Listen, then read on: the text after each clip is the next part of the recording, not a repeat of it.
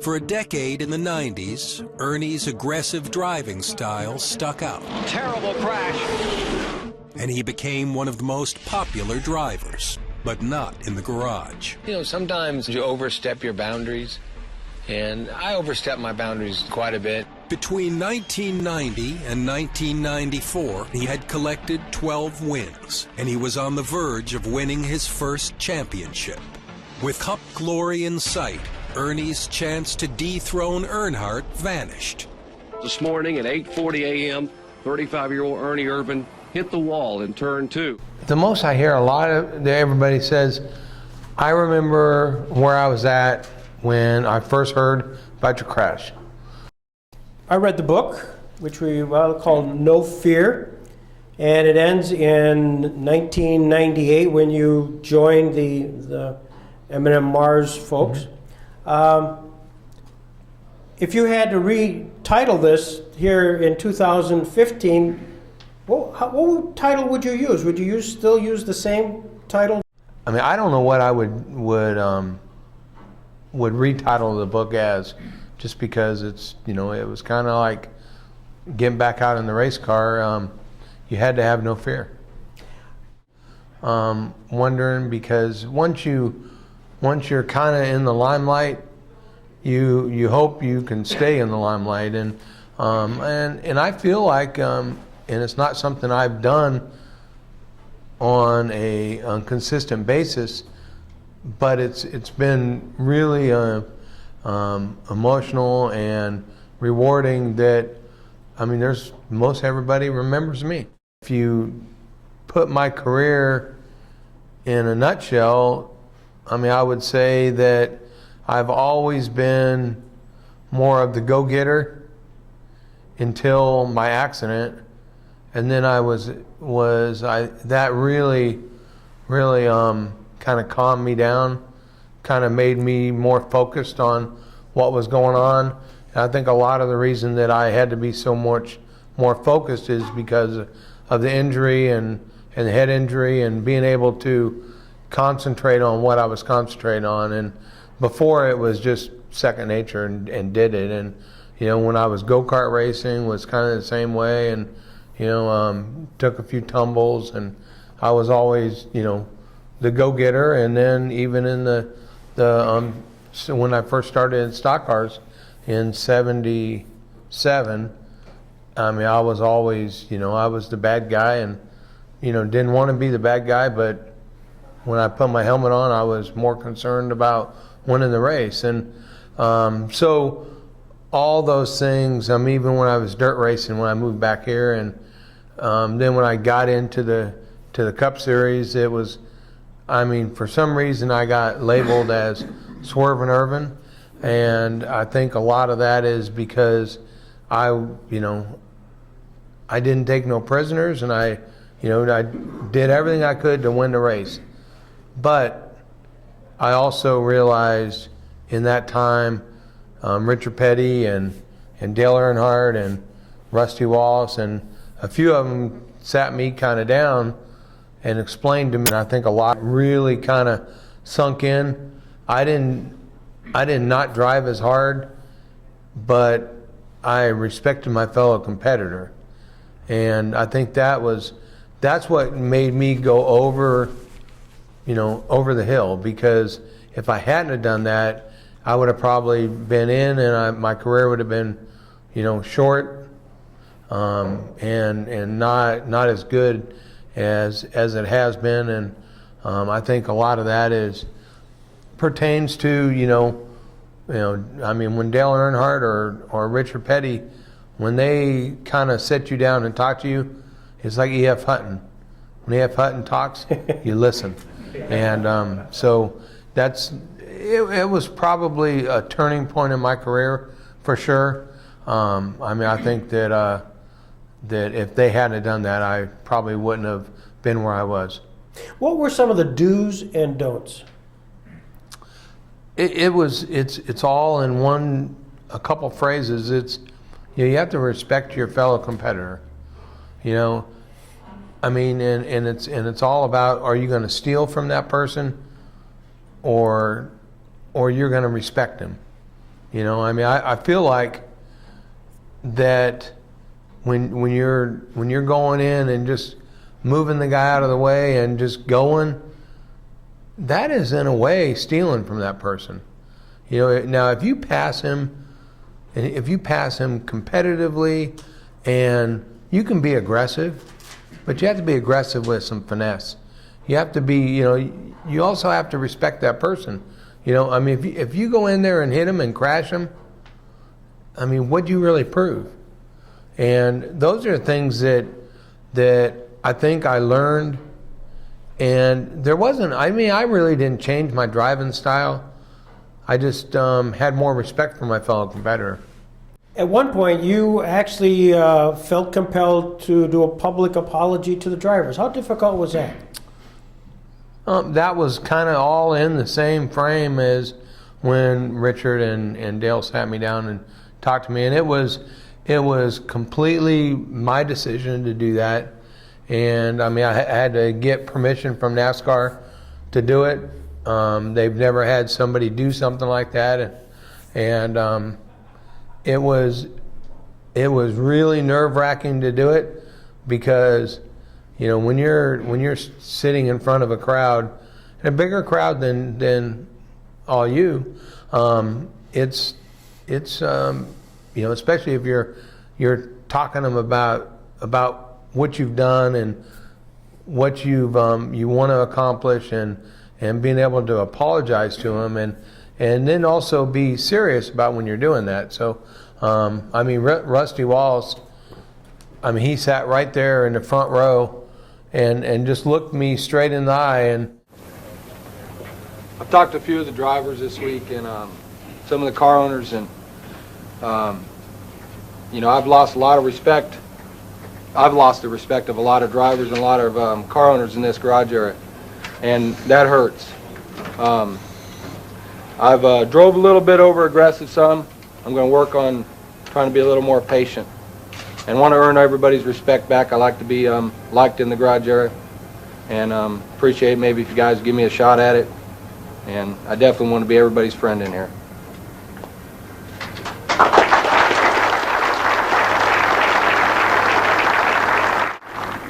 Well, I tell you, it took a lot of nerve to get up and say that in front of all the drivers, but he has had quite a bit of criticism. He's a great race driver, has a great future ahead of him. Chris, you were at that meeting this morning. What were your feelings? Well, I know that humble pie is bitter pie to eat, but I have to admire Ernie Irvan. I expect to see a change in him. Rusty Wallace was saying after that, he walked up to Ernie as they walked out of the meeting and said that was a good start. It'll probably take them about 2 years to forget it. Later that afternoon, he told me, he said, doesn't really matter what you say, matters on what you do. And that sunk in too. And I didn't really change my driving style. I didn't really change a whole lot of anything. Maybe I was just lucky that I didn't really get into a whole lot of scuffles after that. But I think a lot of it I basically didn't take every time like instantly. I would race somebody and then be able to accomplish the pass without, you know, rooting somebody out of the way.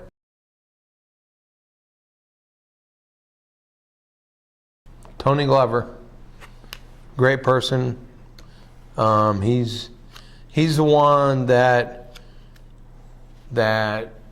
saw me when I was running for DK Ulrich, and DK ran out of money, and Tony knew that he thought that I could, you know, run better if I had the right equipment under me, and when they had hired Phil Parsons, and then they weren't happy, and I was without a ride, and Tony called me and he said, let's go test at Atlanta and let's just see how you can do in our car. And that was history after that, and we ran really good in Atlanta, and we ended up that was the test, and we ran fourth in the race, I think. And it was just, you know, everything went well, and I told him, I said, you know, I mean, I can't road race very good, and I can't run Pocono very good. And I won the road race, and and from the back to the front, and then I ran third or fourth at Pocono. So Tony always told me, he said, it depends on what you're sitting in. And I mean, that's to this day, you know, I mean, the best race car drivers in the world, if they want to be really competitive, they got to be sitting in a good piece. Robert Yates, great individual. He knows how to make horsepower, knows how to have good sponsors. He's one of the people that I can still call my friend that fired me. So, but again, you have to do what you have to do, and that was all from sponsor. You know, it just ended up being a point that he had to do something, and he wanted to keep the sponsor, and so me and him are still friends. I still, you know, go to lunch with him and stuff like that. So Robert's really a great individual. Ken Schrader, actually, he's the one that put together the deal with Dale Earnhardt for their Dale Earnhardt Chevrolet. When I first ran it, Schrader, we were doing a lot of, you know, moving stuff for him, and then also doing stuff for Earnhardt, and so Schrader had me go test his dirt car a couple times, and you know, because he couldn't do it. So, but if you look at him, he is a dedicated racer. He doesn't really care if it's got 4 tires, 4 wheels, or it's a snowmobile. He'll race it. Earnhardt really didn't know me. He just knew about me.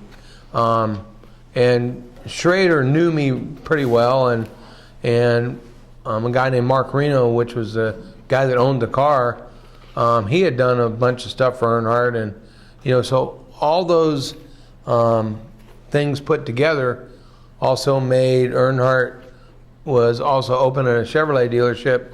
So they all together, and it's like, okay, well, Schrader said, man, you ought to sponsor this guy. They don't have no money, you know. And Earnhardt said, oh, you know, okay, well, I'm opening a Chevrolet dealership. Yeah, well, let's do that. And so Schrader, because he had said that he was driving down to Darlington with Earnhardt, and he said, by the time I get back, I'll have you a deal. And we're like, okay. And Schrader come back, and he said, I got a real good deal. He said, Earnhardt's going to sponsor your car. We're going to put Earnhardt Chevrolet on the side. And said, okay, well, that's really good. I said, so how much? I mean, you going to buy some tires? Or he said, no, he's not going to buy you anything. We're like, Schrader, how's that a sponsor?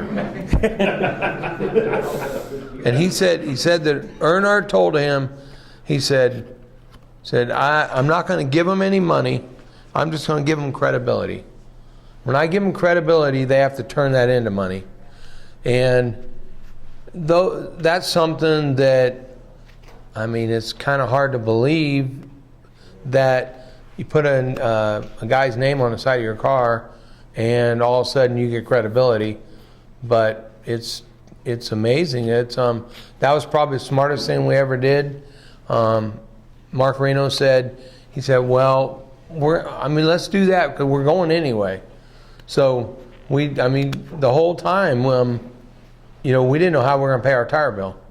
And, you know, Mark, you know, and then it ended up that somebody broke and had 4 sets of scuffed tires, and so they gave them to us. Then we kept running the race and was running good, and Earnhardt crashed, and just things just kept happening, and I ended up 8th in the race, and just because it was a small team. I mean, it's me and Mark built the car and worked on it and did all of it. So it was very rewarding, especially somebody like Earnhardt with so much credibility, kind of pass his credibility on to me. And Davey Allison,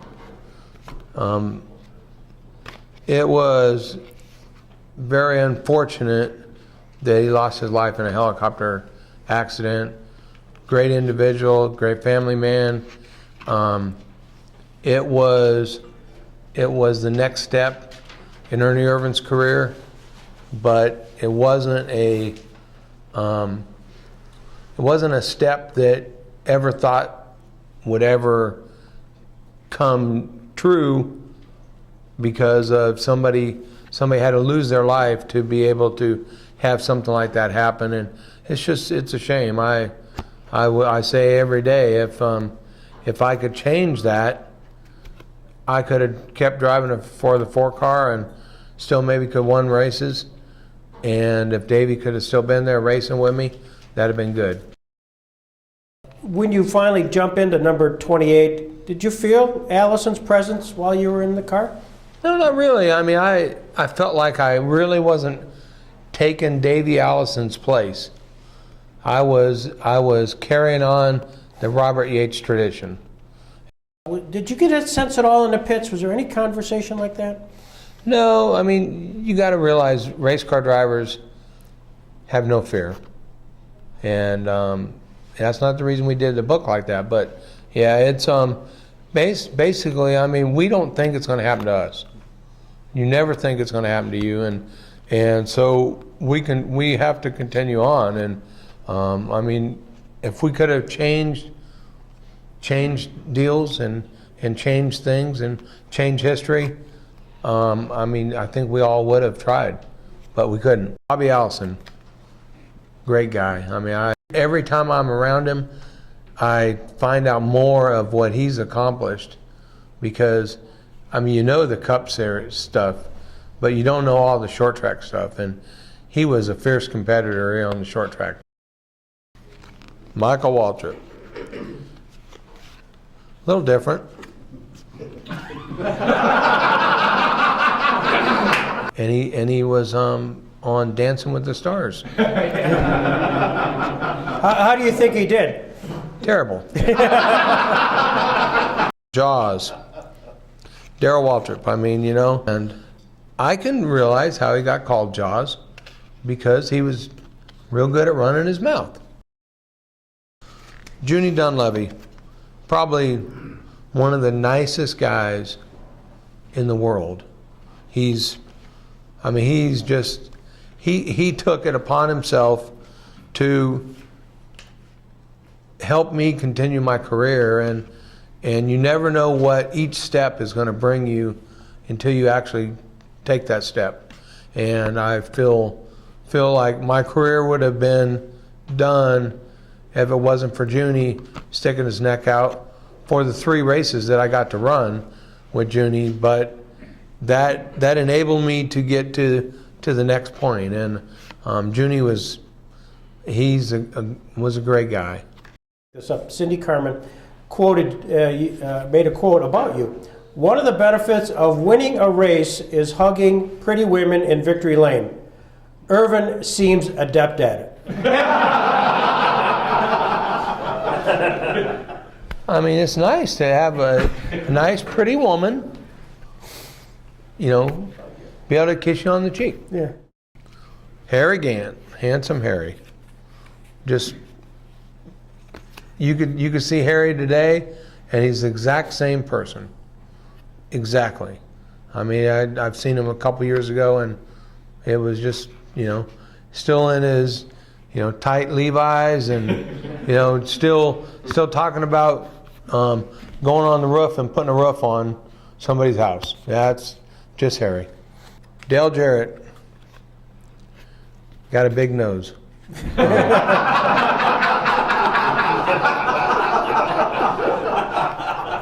I mean, see, you're not going to let everybody know this. No. You're going to cut all them out, right? It's on that. I know. Okay, we're keeping a secret, right? Yeah. I mean, he was my teammate, but didn't act like a teammate. Didn't act like a teammate like they have today. And Mark Martin. Basically, Mark was my best friend when I was racing, and I still consider him a really good friend. He lives in Florida, and I don't see him very often, but we were kind of like Mutt and Jeff, because he was totally opposite of me, and everybody said, I can't believe that you guys hang together, you know, but our wives were good friends, and so when the wives are good friends, the husbands have to be good friends. This morning at 8:40 a.m., 35-year-old Ernie Irvan hit the wall in turn 2. I feel really, really grateful that God has saved me, maybe so I can race again. It's going to take a little while. Could be 3 months and could be a year. See you, everybody. Take care. Thank you, Ernie. Being able to, walk and be able to put one foot in front of the other foot, learning how to put a square block in a square hole. And Coming back after your accident, and you were trying desperately to get some test runs, and it was in Daytona, I think in 1995, and you were trying to get on the track and trying to convince Yates group to let you go on the track to try, and you really created this subterfuge about coming into the garage and changing suits and getting into Dale's suit to go on to into his car and then tracking it. Talk about that story. Or am I making that up? Now, where did you find that one at? No Fear. It's a good book. You should read it. We told that story in the book. Yeah. I thought it was a secret. Yeah. So set the scene, because it's really a phenomenal story. The very first time I ever got back in the race car. I mean, I just was like bound and determined that I had to get in a race car.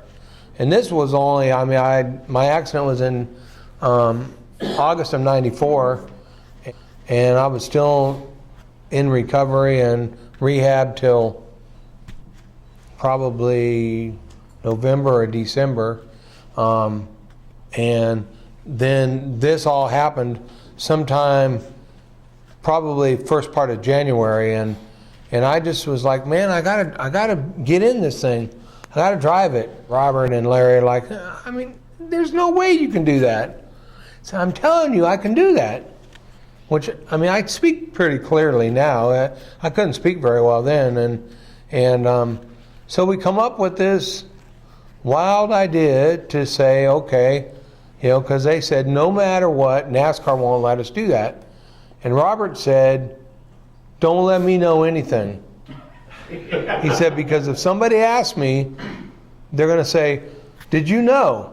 And he's going to have to lie, and he's not going to do that. So it was just, Larry and myself, because Larry was like, okay, would you just go out there and make 3 or 4 laps? You don't have to go fast. If you do that, we'll get this and we'll do it. And so our scam is Dale Jarrett had went out and practiced, and so he come in and got out of the car with helmet on and everything and went into the transporter. And Norman that was the gas man, he was weighed more than me and was a little bit shorter, but uniform would fit enough. Yeah. That'd be my wife, I'm sure. Yeah. So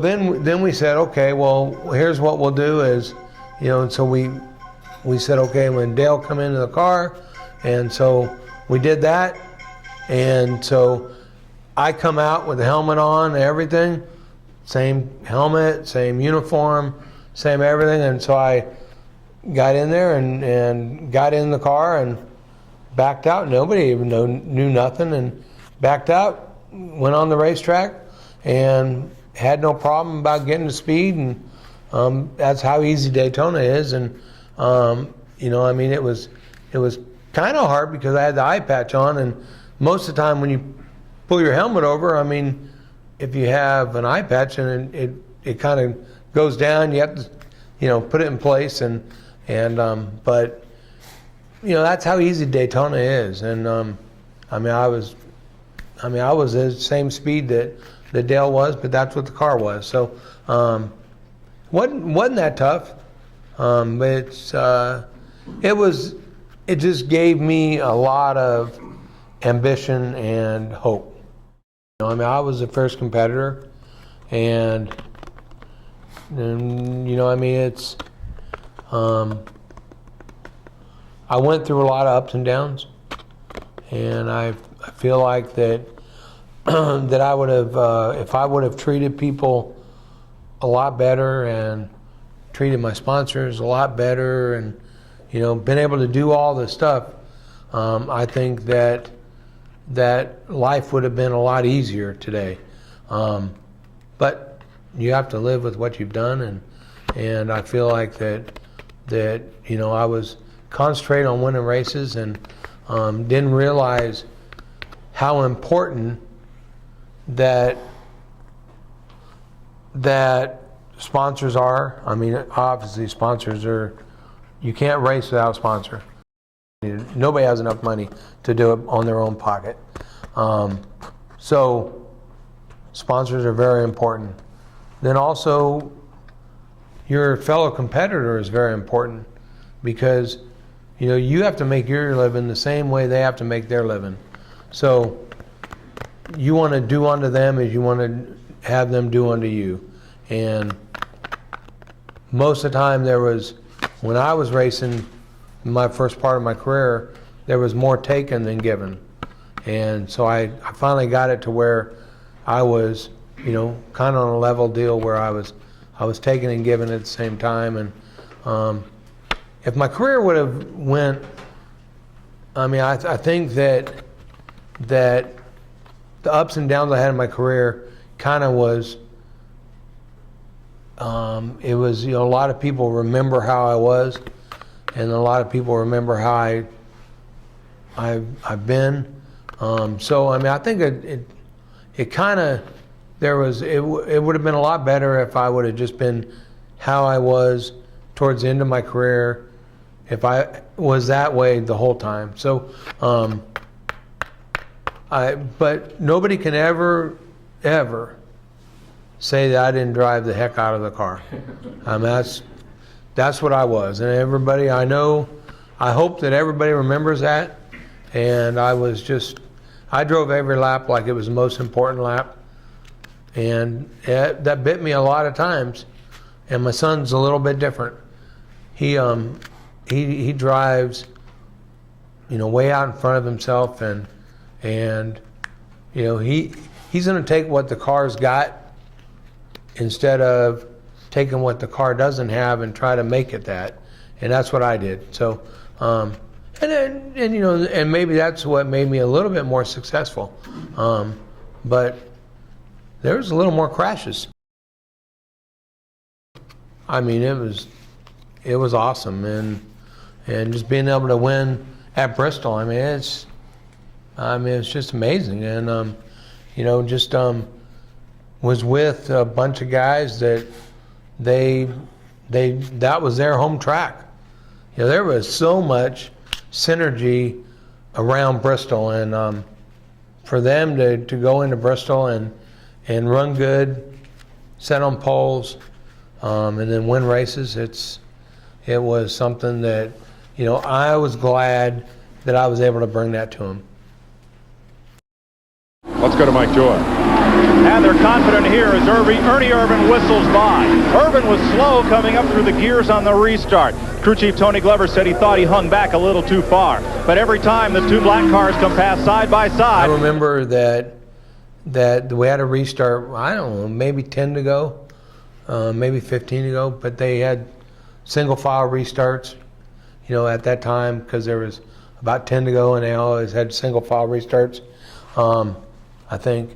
And I just did to Earhardt what he kind of taught me to do, and lagged back and got a good run on him, and I just kind of timed it exactly right, and got him stuck on the outside, and got Davey was sitting there running beside Dale, and I just knew that sooner or later they were going to get back in line and then draft right on by me, and it just so happened that Dale spun and Davey spun, and ended up that secured me being able to win the race, because they didn't have a green, white, checkered. So in some ways I'm glad they didn't have green, white, checkers, but I may have been able to get more wins if there was more green, white, checkers, because you have to be on the aggressive side, and but it was Daytona 500 is just that's the Super Bowl of auto racing. Were you concerned you were going to run out of gas? I mean, I had to. I mean, I was running out of gas and started sputtering, and you know, Glover, get out on the apron. So I got on the apron and was able to finish the race. It'll be the first Californian to win this race since Marvin Panch back in 1961. Ernie Irvan's number 4. Ernie Irvan coming to the line and will win the 33rd annual 500 at about 55 miles an hour. Thank you. Hand out and waving. Irvan in this surprising, unbelievable finish to the 500. A redneck like me go to the White House?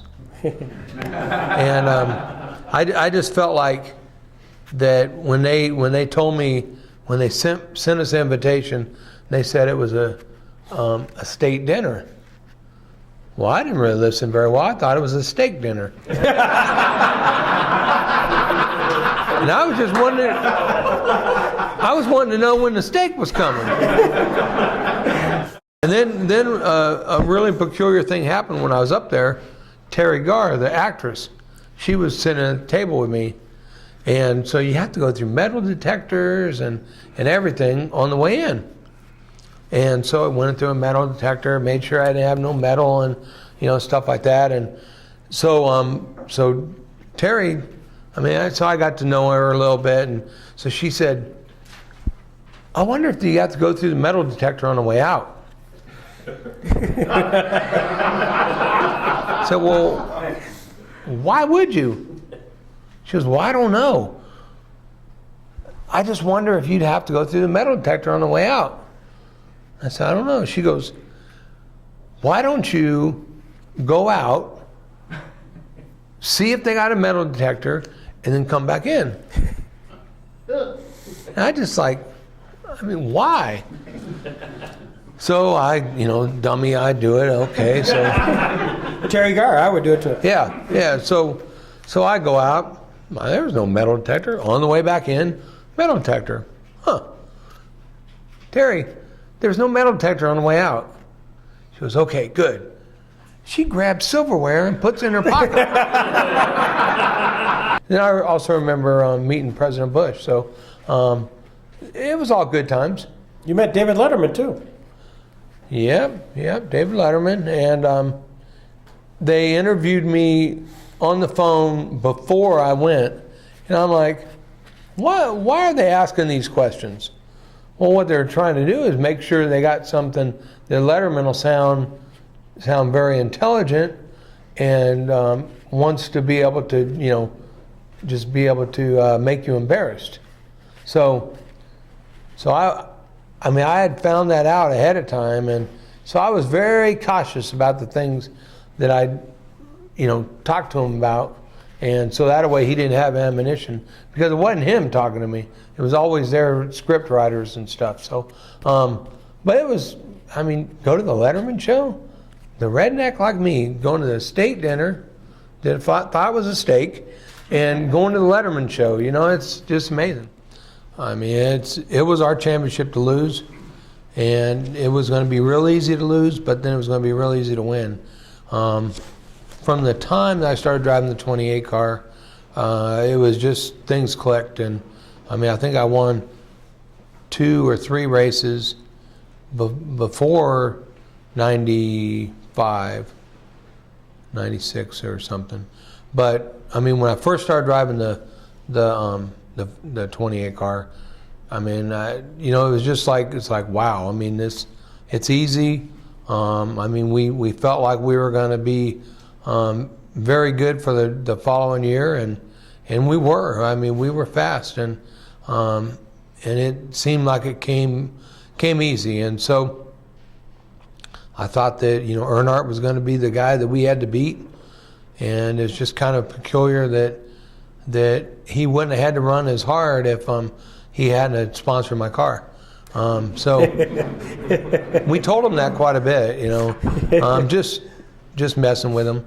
But it was just, he was a fierce competitor, and it was a pleasure to race with him, and then be in competition with him, and be, you know, head and head with him to be able to win the championship. Just fast forward, you then join the Robert Yates racing team. You then have your wreck at Michigan. You then come back in 95, 96, you win a few races. Then you win again at Michigan. What was that like to actually go back to the same track and, where you had almost lost your life and actually go by that? Did you think about when you went by that second turn? Was there a flashback? Well, you can't think about it. I made up my mind I was gonna. Didn't really matter if I went back to Michigan and raced or it was just focused on trying to win the race, and it really never crossed my mind. We went and tested there, I guess about a month before then, and that was something they were like, oh man, you got to get back out there to make sure you're going to be all right. And it's, I didn't really think about it because I didn't remember it anyway. So I went out there and was being able to drive a race car again and be able to run at the track that I almost died at. I would say Robert Yates had told him, you've got it right now, don't do anything to give this race away. Ernie Irvan is finally going to win the track that nearly did him in. It was probably one of the most exciting days of my life just because I had almost lost my life at that racetrack. How about that performance by Ernie Irvan? August 20th, 1994. The hardest battle he ever fought, the fight for survival after that crash in turn 2 at this track. And today, this race belongs to him. Here's Mike Jordan. Ernie Irvan climbs out of his Robert Yates Thunderbird. Ernie, this track nearly took your life. Today, you took something back from it, a big win. I'll tell you, it's pretty emotional. Started about 10 laps to go, started getting tears in my eyes. But I tell you, it's great. Only in America. I look at it that I almost died there, but they saved my life.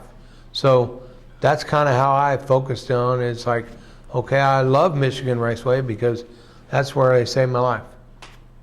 And then you won again. Yep. Then you had a wreck again. Really? Was that the same track where you finally in 1999? That was the same track. Same track. Same date. Same track, same date. So, I mean, does that strike you, that whole trilogy of things? I mean, it really does. I mean, it's just, I don't know how all that could be all put together, They could make a movie out of that, but they haven't yet, so. But between the 1998 and 1999 season, Ernie sustained multiple head injuries, the last of which occurred in August at Michigan. This is really a special moment in my career, and it's probably one I never thought I'd have to, face. But I figured it's smart for me to retire. It's just kind of amazing how all that got put together, and it was all just kind of a miracle. Before we conclude, is there a question that you expected us to ask that we haven't? Hell no.